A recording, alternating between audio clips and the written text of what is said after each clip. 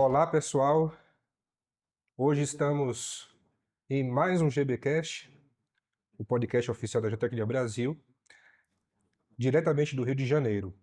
Quero agradecer a todos os nossos seguidores espalhados por todo o Brasil e exterior.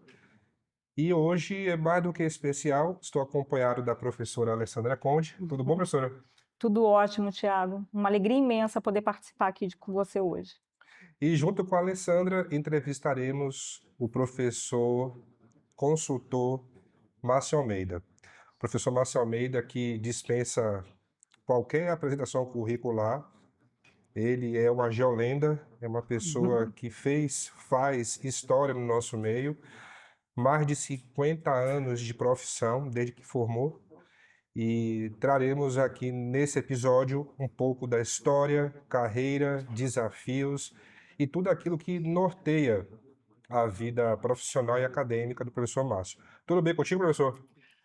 Muito bem, é um prazer grande estar aqui com vocês e atendendo a essa demanda da Geotecnia Brasil e trocar ideias aí com geotécnicos em geral do Brasil. Muito legal. Hoje o GB tem estúdio não só em São Paulo, temos também no Rio de Janeiro, que nos possibilita fazer essa ponte Rio-São Paulo.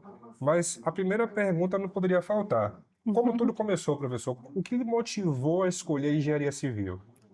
Então, lá atrás, na graduação, né, antes da graduação, melhor dizendo, ensino médio, me encantei pela física e matemática, ciências, e que me levaram à escolha da engenharia civil, não é? Então, aí entrando para a universidade, para o UFRJ, que tive a sorte de passar, eu fui trilhando a engenharia civil e lá para as tantas me apresentaram a geotecnia. O professor Barata foi uma referência importante nesse contexto. Ah, então você foi aluno do professor Barata. Fui aluno do professor Barata e, mais que tudo, do professor, além dele, do professor Costa Nunes, uma referência também, lá na especialização, o professor Willy Lacerda, eh, eh, Flávio Miguel e Francis Bogossin, aliás, colegas meus da Academia Nacional de Engenharia.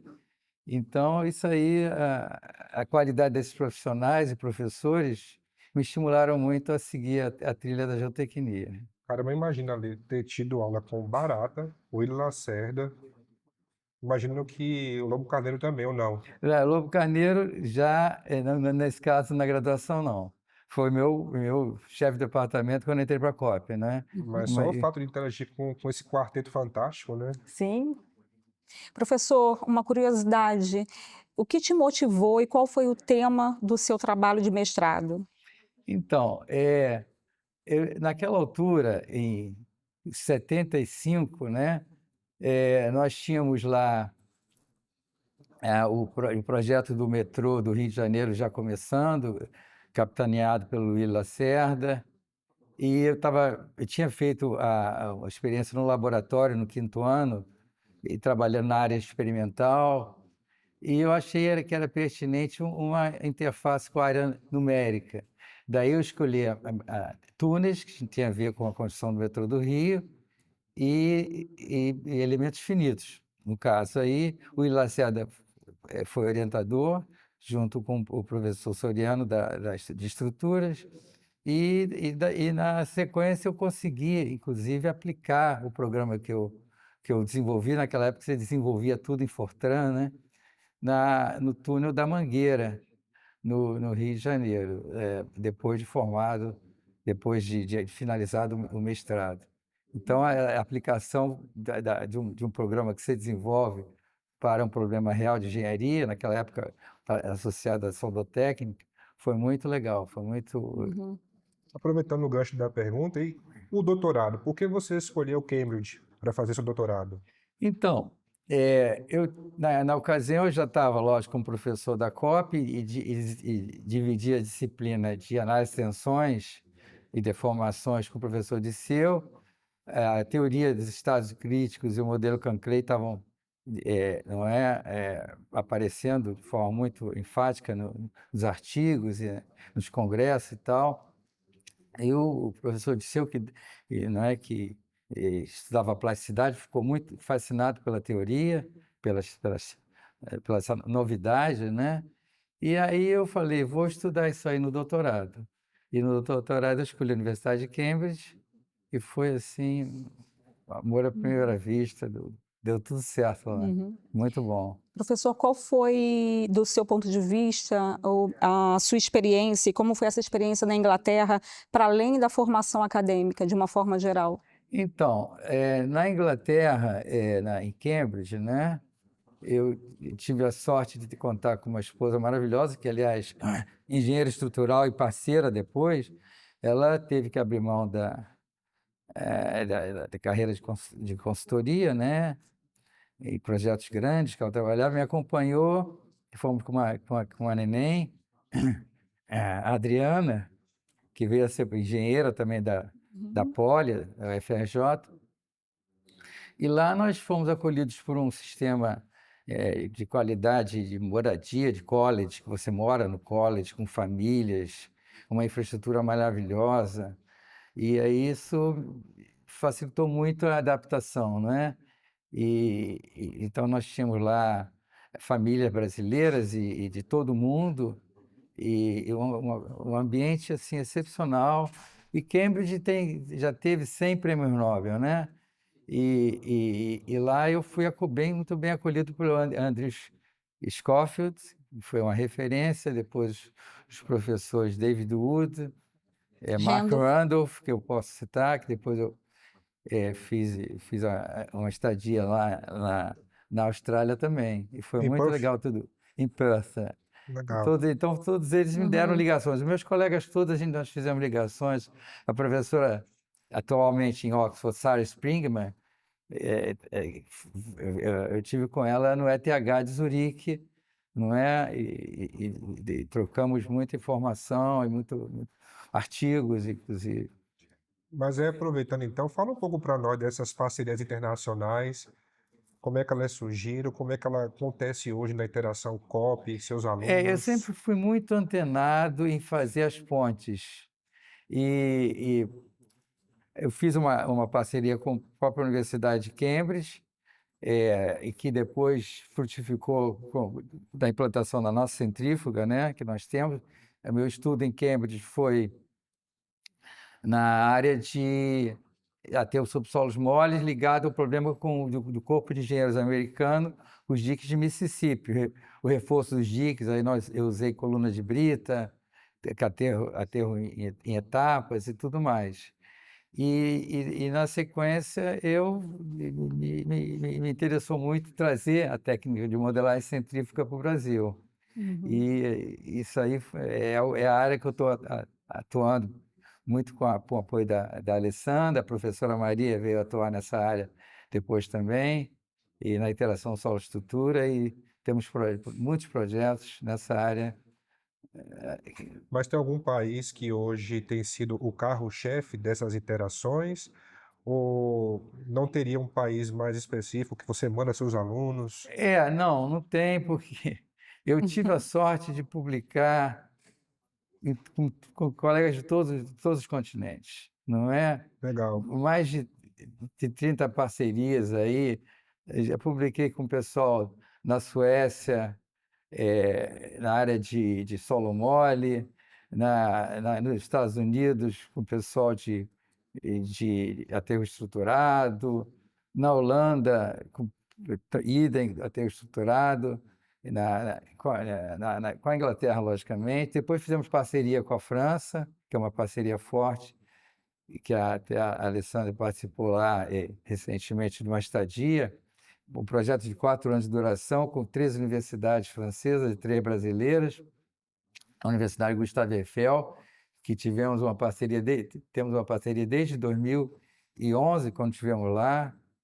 Lá seu E, contato é o Luke Torel ou é o Mark? o meu contato principal é o Luc Torel, mas também tivemos um contato com o pessoal de sísmica, a professora Maria, que é especialista na área. A Petrobras nos contratou para fazer um projeto de análise sísmica de taludes submarinos, e fizemos lá uma parceria com a professora, né, Sandra Escoffier, e tivemos mais de uma dezena de trabalhos nessa área. Então, Uhum. nossa atividade é muito ampla nessa área de modelagem física atualmente. Vai desde interação solo-estrutura, monopiles, a área de estacas torpedo, que a professora Alessandra está diretamente envolvida.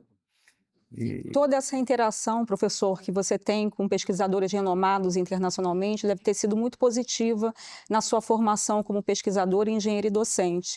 De que forma isso beneficiou e como foi a sua retomada como docente na COP e na Poli após a sua vinda de Cambridge?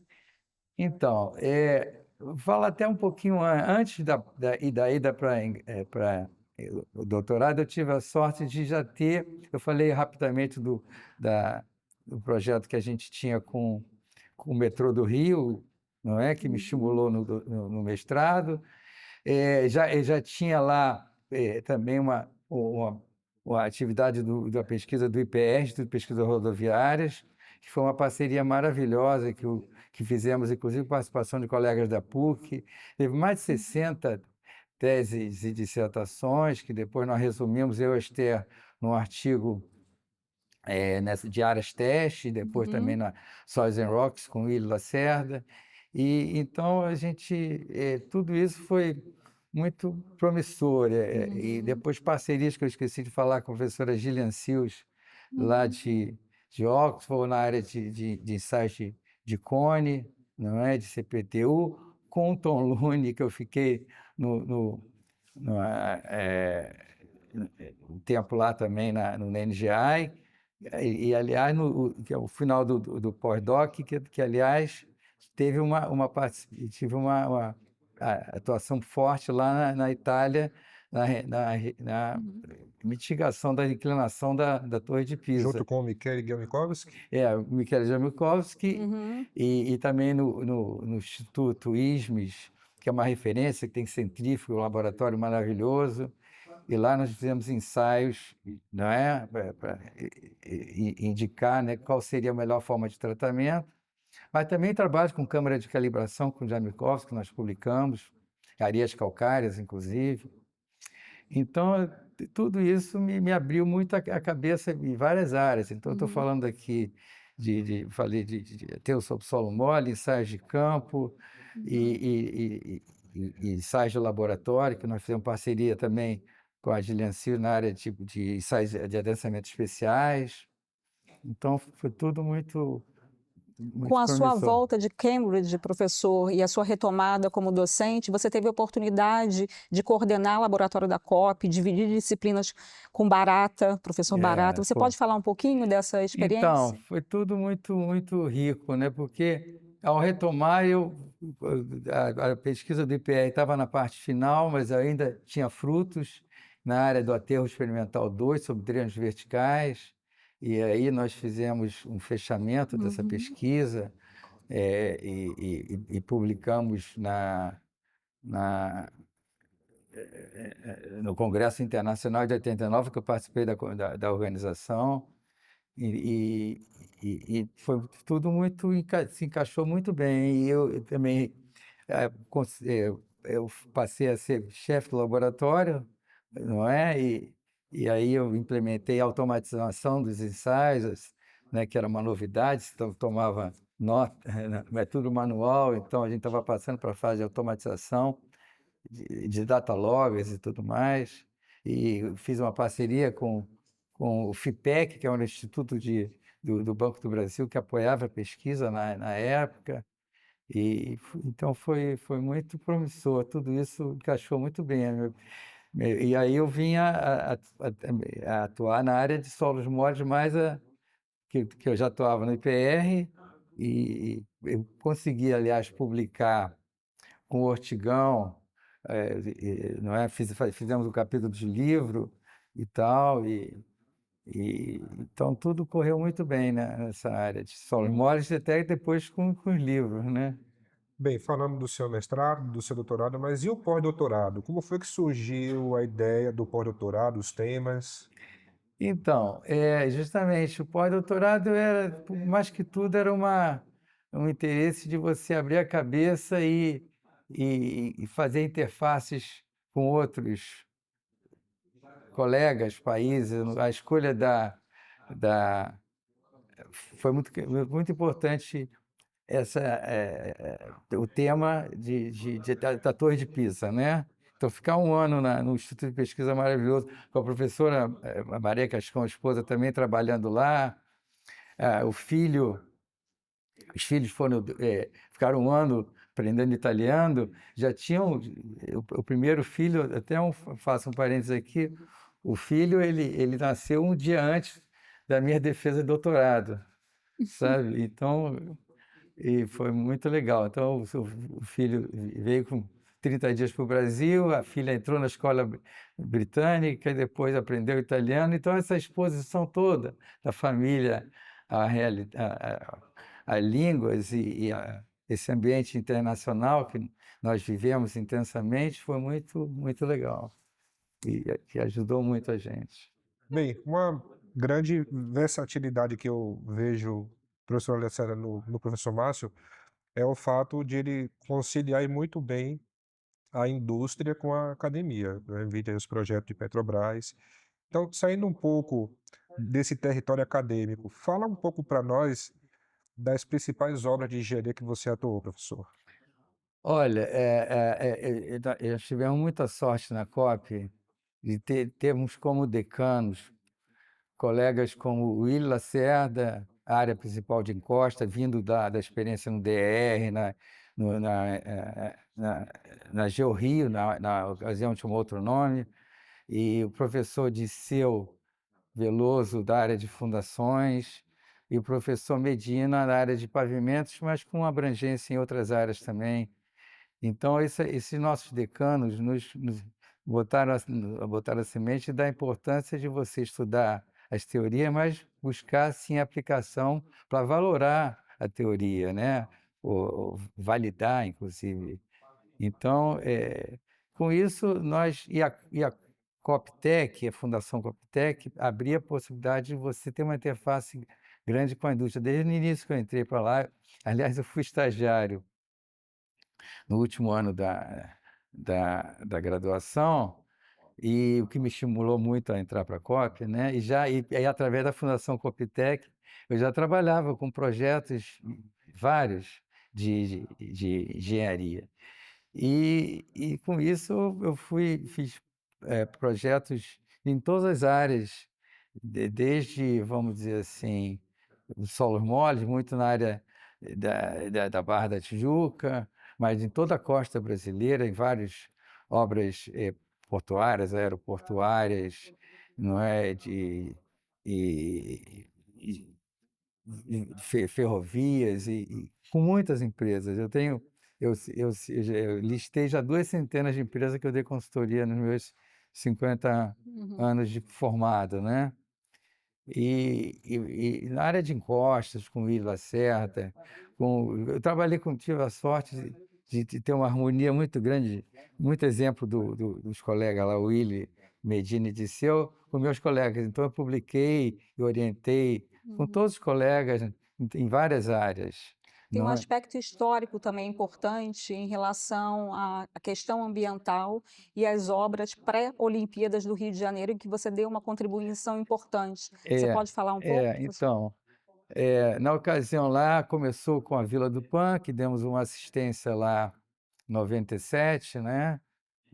O Pan-Americano do Rio, tivemos algumas dificuldades lá em alguns locais, que deu assistência para a prefeitura. E, na sequência, a área do SESC e SENAC, uma área grande, que tivemos lá experiência com drenos verticais, e, na sequência, com aterro estruturado, na sede do SENAC, e na escola de ensino médio, com mais, no primeiro caso, com 2.000 estacas, no segundo caso, Uhum. a escola eram 10.000 estacas de aterro estruturado, e foi uma experiência maravilhosa, com alunos, orientações, artigos na Geotecnique, com colegas também na área de drenos.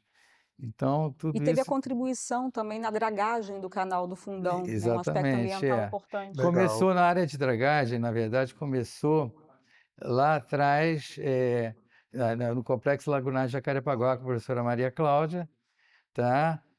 E aí fizemos o estudo, que naquela ocasião não foi feita a dragagem, e na sequência, já muito mais, de 2008, nós fizemos um trabalho de revitalização do canal do Fundão, do canal do Cunha, e foi uma parceria muito legal com uma empresa, participação do Mário Risso na ocasião, Uhum. né, a professora Esther Marques, que é autora de livros comigo, participou também desses projetos anteriores, né. Toda essa rica trajetória acadêmica e profissional te possibilitou, professor, também se envolver na elaboração e editoração de alguns livros-textos. E eu acho essa uma contribuição muito importante para a área acadêmica de engenharia e para os profissionais de engenharia. Você pode falar um pouquinho sobre essa sua É, contribuição? com prazer. Então, foi o primeiro livro, 95, ele saiu após, o meu concurso de titular livre, né. E então foi o resultado da tese, natural da tese titular livre, e, eh, não é, 15 anos depois, já com mais maturado e com muitos projetos já realizados e experiência, aí já me juntei com a Externo e escrevemos o livro, que é o principal livro-texto e que o mercado usa para projetos de aterro sobre solo mole no Brasil, né, pela Oficina de Texto. E em 2013, por ocasião do Congresso Internacional de Paris, nós lançamos o livro em inglês, que não é exatamente uma versão do livro em português, porque ele teve, eh, como aditivo um capítulo sobre o modelo Canclay, outro capítulo sobre a experiência rica de Sarapuí, da área experimental de Sarapuí. E fechando adiante, 2018, nós tivemos um livro já com a experiência de colunas encamisadas, não é? A experiência de uma tese de doutorado importante, que o aluno participou da elaboração desse livro, um iraniano, o Iman Hosseimpour, também Mário Risso e um autor alemão, fechando aí uma parceria internacional Muito de bom. grande Muito valia. bom. Mas dentro desse cenário de obras, não poderíamos deixar de destacar a geotecnia offshore. Como É. foi que surgiu a ideia? Conta um pouco para nós. Então, nós, né, tivemos a sorte de conseguir uma centrífuga, o apoio da UFRJ e sim, tinha recurso lá na ocasião, e viemos essa centrífuga e instalamos no prédio, novo da geotecnia, e está fazendo exatamente 30 anos agora. No ano seguinte, essa centrífuga começou a operar já. Os primeiros estudos foram na contaminação de metais pesados, transporte de contaminantes e tal, mas, a vocação da científica, eh, natural, que na área do Rio de Janeiro, é a geotecnia offshore, que é demandada no mundo todo. As centrífugas e a modelagem física em centrífuga é muito reconhecida como valor para problemas que você não conhece, as soluções. Então você tem que fazer um modelo físico, ver como funciona, tentar um modelo analítico, um modelo numérico que vai replicar aquilo ali. O modelo físico é insubstituível, muito mais modelo em macrogravidade acelerada, que as condições de semelhança, de similitude, são todas respeitadas e tal, ou quase todas, ou a grande maioria delas. Então isso aí, em 2000 ocorreu uma ruptura do duto PA2 na Baía de Guanabara, a Petrobras nos procurou, e daí nós começamos aí uma trajetória de 2001 para cá. 2005 foi defendida a primeira tese nessa área de movimentação de dutos lateral e vertical e tudo mais. E aí ficamos ainda nessa área, depois para dutos ligados à encosta, fizemos trabalhos inclusive associados lá ao Orbiga, em Angra dos Reis, que o Willy participou também. Então, toda essa mistura de experimental, experimento, modelagem numérica para validar os modelos, o que você observa, né, o modelo físico, né, foi assim, Uhum. tem sido muito rico essa trajetória do nosso laboratório lá. Aproveitando, professor, que você citou o laboratório, eu pediria que você falasse para a audiência do Brasil e do mundo um pouquinho da experiência sua como coordenador e da professora Maria Cascão como coordenadora acadêmica do laboratório, informando para a audiência o nome do laboratório, É, toda essa linha de atuação e as parcerias internacionais que são relevantes para o seu então, laboratório. é. Então, é o Laboratório Multiusuário de Modelagem Centrífuga, o LM2C, não é, que é criado em 96, vai fazer, portanto, ano que vem 30 anos, e nós fizemos trabalhos lá em fundações, em subsidência do leito marinho atualmente, temos falhas, movimentação de falhas normal e reversa, falhas tectônicas, e depois associada a estacas torpedos, fundações de monopiles. Então, a lista é ampla, e incluindo obras de terra, no caso, esse problemas sísmicos que eu já mencionei aí, fizemos com parcerias com Cambridge, tivemos lá 3, um doutorado e 2 mestrados, com a Gustave Eiffel, não é que a Alessandra teve a oportunidade de ficar lá cerca de 9 meses, estivemos lá também, taludes em Quênia, submetido a sismos. Então, tudo isso nos abriu a porta, né, para essas parcerias muito ricas que a gente não perde a oportunidade de explorar e manter viva aí até o momento. Então, nesse laboratório, complementando, nós temos 35 pesquisadores, desde alunos de mestrado, doutorado, iniciação científica, ensino médio, né? E professores, pós-docs, o staff CLT, de controle e automação. Nós temos, assim, a sorte de ter hoje um profissional lá que nos alavancou a área de prototipagem, né, de controle e automação, que é uma área muito importante. Temos aí umas 6 ou 8 impressoras 3D que a gente usa bastante para diminuir o peso dos modelos, das caixas, não é? Na área de debris flow submarino, que é uma área também que nós atuamos, estamos no 3º projeto atualmente. A caixa em PLA, que a gente chama, né, em plástico, PLA, ela diminuiu em 10% da caixa, que seria em metal, né? Então, tudo assim, está indo muito bem, um grupo ótimo, temos o controle de qualidade, o laboratório tem certificação, né, da qualidade, tem selo prata, qualidade. As E, pesquisas que você coordena, professor, no laboratório, ela tem interface com solução de problemas da sociedade que estão no limiar da inovação.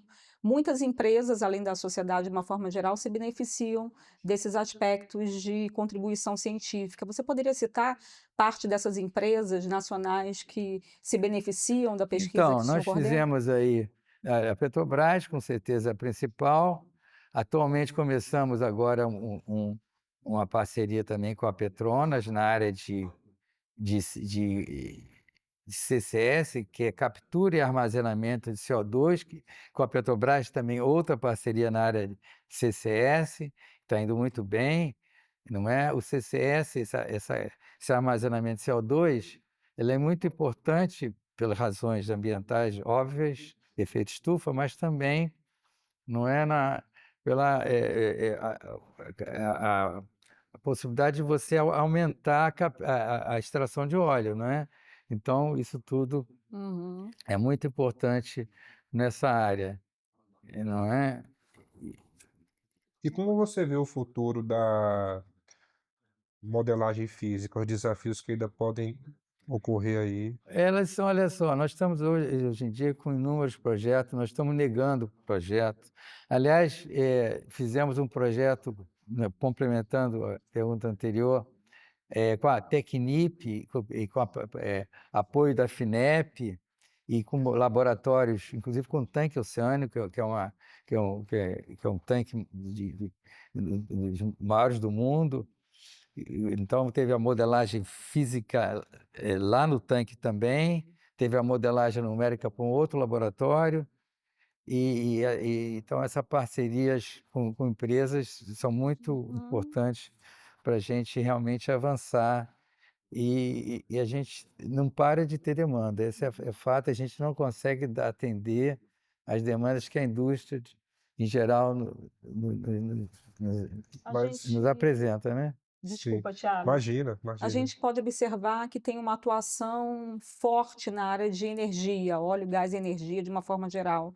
Mas existe também um outro ramo de atuação que se refere à parte de barragens e rejeitos. Você consegue enxergar a mesma demanda nos 2 mercados? As demandas existem, as empresas grandes de mineração aí, elas sofreram aí questões importantes e financeiras que têm eventualmente impedido delas aportarem e envolverem toda a gama de pesquisadores conforme a área de óleo e gás demanda, né? A ANP, ela tem a questão lá dos royalties, da lei dos royalties, ela exige que a ANP gaste, as empresas gastem um percentual importante em pesquisa, e daí nós, o fluxo é contínuo, envolvendo a universidade de todo o país. Nós nos reunimos no SEMPES esse ano, e com frequência os pesquisadores trocam informação, então é uma área que, por conta disso, não tem tido também desastres. É natural a gente fazer a ligação com a área de mineração, infelizmente, que não tem a mesma lei de royalties, de aplicação dos recursos em pesquisa, em inovação, não é para melhorar os processos. E seria assim, de grande valia que fosse feita uma analogia com a área de mineração para propiciar um fomento maior de pesquisa.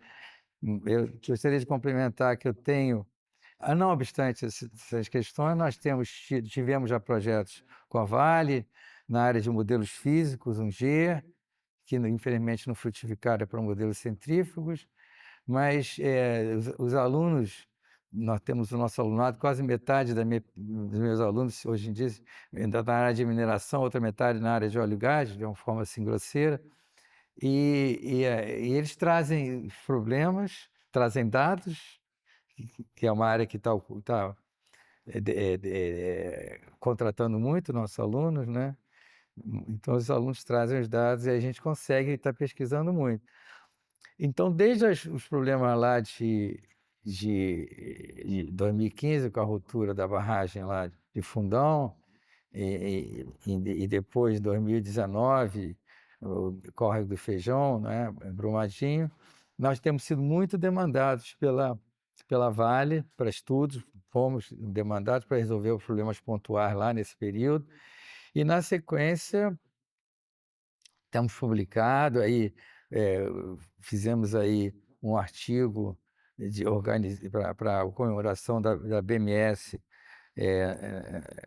75 anos, reunindo os profissionais brasileiros nessa área, apresentamos no evento lá, e temos a área de pilhas, que é novo paradigma, pilhas de rejeitos, né, filtrados, publicado no Canadian, um outro de barragens ligado à questão de comatação de dreno, levando a liquefação no Canadian. E é importante citar que eu tenho trabalhado muito com colegas da Poli. Eu citei meus colegas da COP lá atrás, eu trabalhava muito com eles, continuamos trabalhando menos, mas atualmente a interface é grande com os colegas da Poli, né? O professor Leonardo Becker, não é, Marcos Barreto, a professora Alessandra, a professora Carminha, então, todos eles atuantes no laboratório. Então, é muito rico assim, esse momento de passar o bastão, deles estarem assumindo, interessados em todas essas áreas, tanto a área de óleo e gás, como a área de mineração. Olha, falamos bastante de mineração, óleo e gás, energético no caso, né? Geotecnia offshore. Tem alguma temática que está no seu radar que ainda não foi explorado na COP e que você pretende explorar em algum momento? Não, nós, assim, temos muito gosto com certeza os problemas de mudanças climáticas passam pela área de óleo e gás. Então, a área de armazenamento de carbono é uma área que a Petrobras é líder, que nós estamos estudando, outras empresas estão estudando, e é uma área assim, muito importante. A área de torres eólicas offshore, que é uma área que o Brasil nós temos aí potencial de energia offshore igual ao potencial hidrelétrico, é impressionante, tá? Então tem questões aí que estão começando a frutificar agora, e a questão energética no Brasil é complexa, nós temos aí apagões e temos que acomodar todas as questões fotovoltaica, não é? Que é solar e eólica, na matriz energética, que é das mais limpas do mundo, não é? E a gente tem muito orgulho disso. E a gente está trabalhando na área de monopólio. Fizemos 3 pesquisas, uma de doutorado, 2 de mestrado. E essa questão vai estar frutificando muito mais aí em breve. E modelagem numérica também. Parcerias, como a gente sabe, com chineses. Nós temos parcerias com chineses atualmente. Inclusive, era algo que eu ia perguntar, porque já que, coincidentemente, foi a minha palestra aqui pela BMS Rio, queria que você falasse um pouquinho de qual tem sido a sua experiência com modelagem, qual técnica você está utilizando mais, se elementos finitos, elementos discretos. Eu sei dessa parceria com os chineses, mas como é que tem sido essa interação? Vocês fazem trabalho de validação com a modelagem física? É, a modelagem numérica é um tripé importantíssimo. A modelagem numérica é modelos analíticos, para validar o que você vê, o que você observa com um modelo com condições de contorno bem conhecidas, ao contrário do que você tem num aterro experimental, numa área experimental, que você tem o solo com a sua estratigrafia e algumas incertezas importantes. Então, nada como usar o modelo físico. E a gente usa modelagem numérica clássica de elementos finitos para os problemas de interação solo-estrutura, como aterro estruturado, mas usamos também, e já usamos MPM para debris flow, atualmente estamos usando o SPH, que está mais na área de mecânica dos fluidos, e não é um trabalho importante, fizemos que vai alavancar agora com os chineses também, mas fizemos anteriormente com a Universidade de Grenoble, e então a gente não tem assim, o modelo que se apresentar como mais favorável para ser utilizado, a gente adota ele sem problema nenhum. Vocês me permitem contar uma curiosidade a Claro. respeito dessa parceria do professor? Ela, em relação à modelagem numérica com os chineses, ela surgiu a partir do interesse dos chineses, a partir da leitura que foi indicada por um professor da Universidade de Grenoble. E isso ressalta, não foi um convite da Universidade Brasileira para os chineses, isso ressalta a qualidade do que tem sido desenvolvido no laboratório que o professor coordena. Então, esse é um aspecto interessante, ou seja, o interesse ele surgiu desses expoentes, É, né, em modelagem internacionais, vendo um valor na modelagem física e querendo utilizar os dados para fins de validação desse processo, né, de modelagem numérica. Muito legal, Esse é um bastidor que é interessante, que revela uma outra camada da importância do que tem sido desenvolvido. muito legal. Olha, eu tenho uma pergunta difícil. Posso fazer, Uhum. não? sim. Se não ficar tão bom, a gente depois faz o corte aí. Mas a pergunta é para você, Ale. Como é que Ah, você enxerga o Márcio Almeida? Quem é o Márcio Almeida para a Alessandra Conde? olha, eu vou falar, o professor Márcio sabe que eu sou uma pessoa emocionada e passional, muito Tranquilo. trabalhadora, mas passional. Eu enxergo, primeiro que eu enxergo o professor não de uma forma isolada, eu enxergo ele num combo que envolve, primeiro, uma parceria muito profícua, que é dele com a professora Maria Cascão, que eu acho que o laboratório e o que ele tem desenvolvido é fruto dessa parceria. é fruto de um trabalho de um grupo incrível. Ele coordena mais de 30 pessoas simultaneamente, com projetos simultâneos que estão no limiar da inovação tecnológica internacional.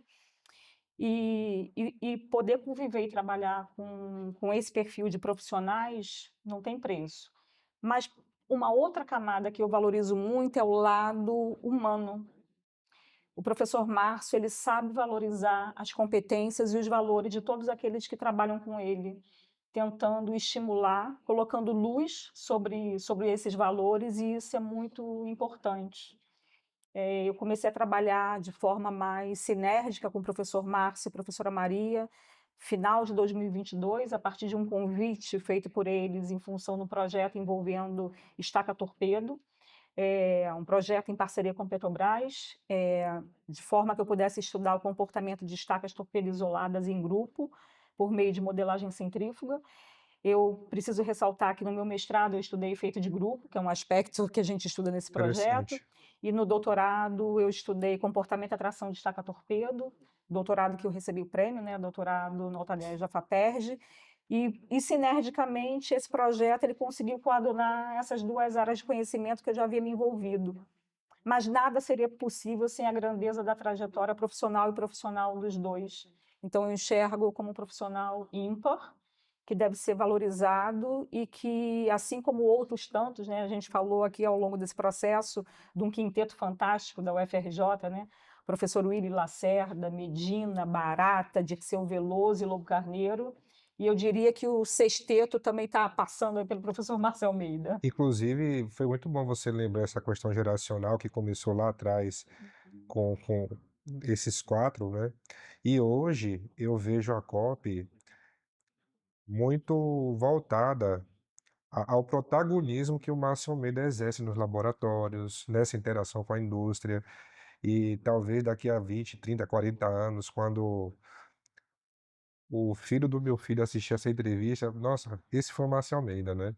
Muito legal. Então, até para fazer o fechamento, professor, que conselho você dá para o jovem que está em processo inicial de carreira?